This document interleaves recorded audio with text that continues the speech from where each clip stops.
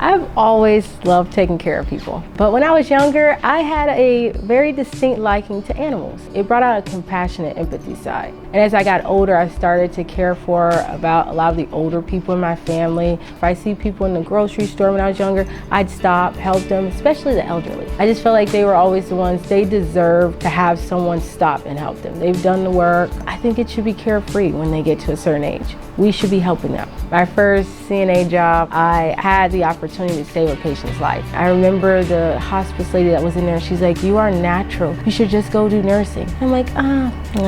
I like my role. I like being more in the back seat, don't like the spotlight. I kind of brushed it off. Well, when COVID hit, that was life-changing for me. To see the nurses and doctors working 24, 25 hours, it was very emotional for me. They need help.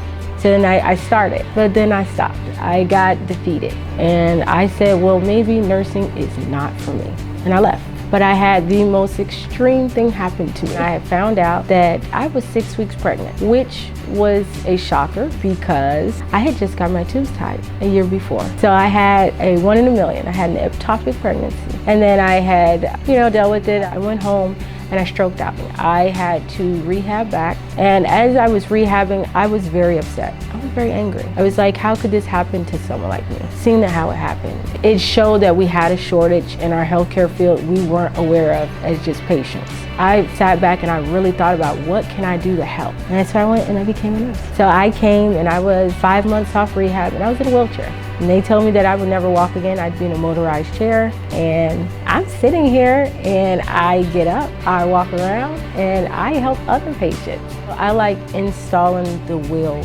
into patients again to live. You just need one person to believe that you can get there, to tell you that you can get there, and help you get there. I have gotten the opportunity to learn from some of the best teachers I have ever encountered. And for me, being a life learner, that's important. All of my professors not only gave me knowledge to feel comfortable, but they installed confidence in me.